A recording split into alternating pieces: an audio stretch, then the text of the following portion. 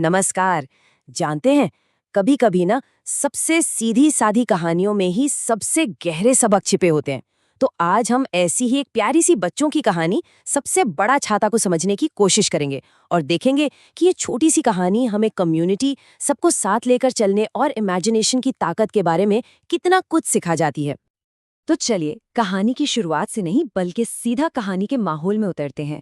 और इसकी शुरुआत होती है बारिश की एक बहुत ही जानी पहचानी आवाज से।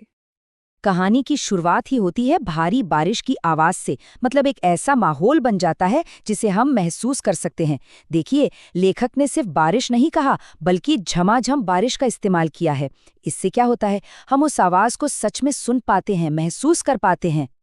और बात सिर्फ यहीं खत्म नहीं होती। जरा देखिए कैसे अलग अलग जगहों के लिए अलग अलग आवाजों का इस्तेमाल हुआ है। छत पर भारी छमाझम, घर के अंदर हल्की टप टप और आंगन में पानी के छींटों की छप छपाक। कमाल है ना। हर शब्द से ऐसा लगता है मानो हम वहीं खड़े हैं और सब कुछ अपनी आंखों से देख और कानों से सुन रहे हैं। और इन्हीं आवाजों के साथ कहानी की मेन प्रॉब्लम सामने आती है। प्रॉब्लम क्या है? बारिश, हर तरफ बारिश। और ये बारिश किसी को नहीं छोड़ रही, हर किसी पर, हर चीज पर असर डाल रही है। चाहे कोई अंदर हो या बाहर, अम्मा की साड़ी से लेकर दादी के कंबल तक कुछ भी सूखा नहीं बचा है। लेकिन इस सारी नमी और ठंड के बीच एक छोटी सी जगह है जो बिल्कुल सेफ है। हमारे नैरेटर और सलीम, वो एकदम सूखे और गर्म है। सवाल है कैसे? जवाब बहुत सिंपल है।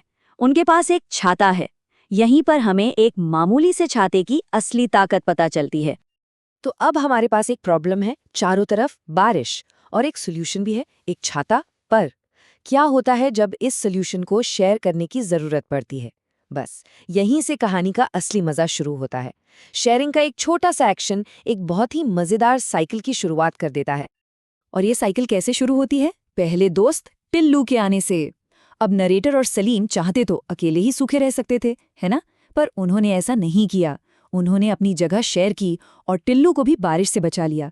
दयालुता का एक कितना छोटा पर कितना प्यारा काम। और यहीं पे कहानी का वो मेन कॉन्फ्लिक्ट सामने आता है जो बार बार लौटेगा। वो क्या है कि जैसे ही किसी को शामिल किया, जगह की प्रॉब्लम हो गई।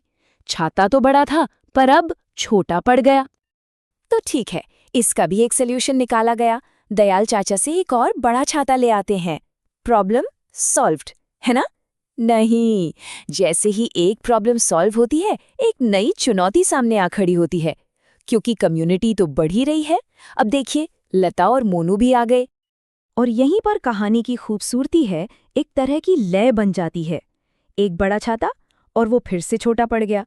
ये जो बार बार हो रहा है ना, ये एक पैटर्न बना देता है, बिल्कुल किसी पुरानी लोक कथा की तरह।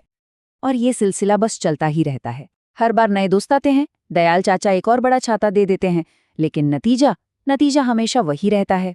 ग्रुप बड़ा होता जाता है और हर नया छाता आखिर में छोटा पड़ ही जाता है। लेकिन सवाल ये है कि ये साइकिल आखिर कब तक चल सकती है? क्या हमेशा एक और बड़ा छाता मिल जाएगा? नहीं। यहीं पर कहानी में एक बहुत बड़ा ट्विस्ट आता है, एक टर्निंग पॉइंट, जहां हमें पता चलता है कि असल दुनिया में चीजों की एक लिमिट होती है।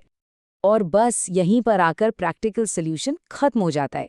दयाल चाचा, जो एक तरह से बड़ों की दुनिया को दिखाते हैं, वो साफ साफ कह देते हैं कि भाई अब बस, इसकी एक लिमिट है, इससे बड़ा छाता तो बनता ही नहीं। तो जब असल दुनिया का सॉल्यूशन फेल हो जाता है, तब क्या होता है? तब कहानी एक ऐसी दुनिया की तरफ मुड़ती है जिसका सॉल्यूशन कल्पना यानी इमेजिनेशन से आता है। जब बड़ों की दुनिया कहती है ये तो इम्पॉसिबल है, तब एक बच्चा अपनी इमेजिनेशन से रास्ता बनाता है। हमारा नरेटर अब किसी बनी बनाई चीज में सॉल्यूशन नहीं ढूंढता, बल्कि भविष्य के एक सपने में ढूंढता है। एक ऐसा सपना जो सबको साथ रखने की गहरी इच्छा से निकला है। बड़ा होकर मैं दुनिया का सबसे बड़ा छाता बनाऊंगा। और यही है कहानी का सबसे खूबसूरत सिंबॉलिक सॉल्यूशन। कितना बड़ा होगा वो छाता? आसमान जितना बड़ा। सोचिए, एकमात्र चीज जो सबको अपने नीचे जगह दे सकती है, वो एक ऐसा आइडिया है जिसकी कोई लिमिट ही ना हो। और नैरेटर के इस सपने वाले छाते में कौन कौन है? सब हैं, पूरा का पूरा समुदाय। ये दिखाता है कि मकसद किसी को भी पीछे छोड़ना नहीं है। टिल्लू से लेके सनत तक हर कोई उस छाते के नीचे होगा, सेफ और गरम। वाकई एक बहुत ही खूबसूरत एंडिंग है ये। लेकिन ये कहानी सिर्फ मजे के लिए नहीं है। चलिए अब ये समझते हैं कि इसे बच्चों को सिखाने के लिए एक पावरफुल टूल की तरह कैसे डिजाइन किया गया है। इस कहानी के साथ जो एक्सरसाइज दी गई हैं वो बच्चों को सीधा इस इमेजिनेटिव सोच से जोड़ती हैं। जैसे नरेटर ने एक छाता बनाने का सपना देखा, ठीक वैसे ही बच्चों से पूछा जाता है, आप बड़े होकर क्या बनाना चाहेंगे? ये सवाल उन्हें अपनी प्रॉब्लम्स के क्रिएटिव सॉल्यूशन खोजने के लिए एनकरेज करता है। इतना ही नहीं, ये कहानी एक तरह से लैंग्वेज का लेसन भी है। छाते का बार बार बड़ा होना और फिर छोटा हो जाना, इसी मेन प्रॉब्लम का इस्तेमाल करके कहानी बड़ी चालाकी से ऑपोजिट्स यानी विलोम शब्द सिखाती है। बड़ा छोटा, ऊपर नीचे और गीला सूखा। और जो टीचिंग मटेरियल है उसमें कुछ मज़ेदार सेंसरी एक्टिविटीज़ भी हैं। जैसे ये वाली एक्टिविटी बच्चों को कहानी के बिल्कुल शुरुआती माहौल से फिजिकली जोड़ देती है। इससे क्या होता है, सीखना एक मज़ेदार और यादगार एक्सपीरियंस बन जाता है।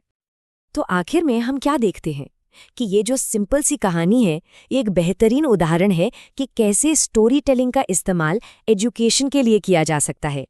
ये सिर्फ एक कहानी नहीं है, ये एक बहुत सोच समझकर बनाया गया टूल है जो बच्चों को हमदर्दी, भाषा और क्रिएटिव प्रॉब्लम सॉल्विंग सिखाता है।